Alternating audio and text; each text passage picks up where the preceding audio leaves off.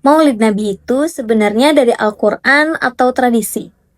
Nah, pertanyaan ini sering banget muncul dan biasanya bikin debat. Nah, tapi di video kali ini aku gak mau ngajak kalian debat. Aku cuma pengen kalian ngajak ngulik maknanya. Di sini aku nggak mau bahas tentang halal dan haram, tapi aku mau bahas gimana makna Maulid Nabi itu dibentuk lewat hubungan antara Al-Quran dan tradisi Islam. Pendekatan yang aku pakai namanya intertekstualitas. Intertekstualitas itu bilang kalau gak ada teks yang lahir sendirian. Dan setiap teks itu pasti berkaitan dengan teks sebelumnya. Pada teori Julia Kristeva, ada istilah genotek dan fenotek. Genotek adalah teks dasar, sedangkan fenotek adalah pengembangan makna dari teks dasarnya. Di sini, Al-Quran sebagai genotek dan tradisi Maulid Nabi sebagai fenotek, yang artinya Maulid Nabi itu nggak muncul secara tiba-tiba, tapi hasil dari dialog makna di antara keduanya. Tapi kan nggak ada di Al-Quran. Nah, kita lurusin dulu ya. Di Al-Quran memang tidak ada ayat yang secara langsung bilang rayakan Maulid Nabi. Tapi Al-Quran bukan buku daftar acara, melainkan sebagai nilai-nilai dasar. Kalau kalian menelusuri, ada 5 ayat penting yang jadi fondasi Maulid Nabi. Pertama, Quran Surat Yunus ayat 58 tentang bergembira atas rahmat Allah. Yang kedua, Quran Surat Al-Anbiya ayat 107 menjelaskan tentang Nabi Muhammad sebagai rahmat bagi seluruh alam. Dan yang ketiga, Quran Surat Al-Ahzab ayat 56 menjelaskan tentang anjuran bersalawat kepada Nabi.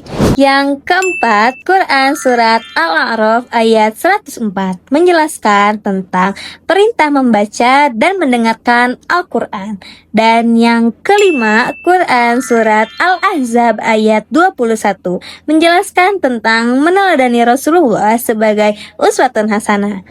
Seperti yang telah dijelaskan, hal itu bukan hanya pendapat pribadi, melainkan telah dijelaskan pula oleh Muhammad Fatihul Irsyad di dalam jurnalnya yang menjelaskan bahwa tradisi Maulid Nabi berkembang sebagai praktik keagamaan yang lahir dari interaksi nilai Al-Quran, hadis, dan konteks sosial umat Islam. Nah, jadi Maulid Nabi itu nggak muncul dari satu dalil saja, tapi dari proses penafsiran yang panjang dalam tradisi keagamaan.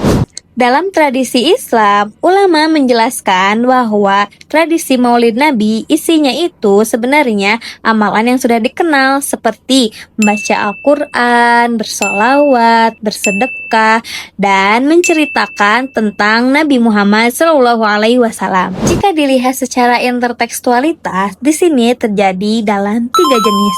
Ya, yang pertama, transformasi, yaitu nilai Al-Quran jadi praktik. Dan yang kedua, modifikasi, yaitu dikaitkan dengan momen kelahiran Nabi. Dan yang ketiga, ekspansi, yaitu ibadah personal jadi praktik sosial.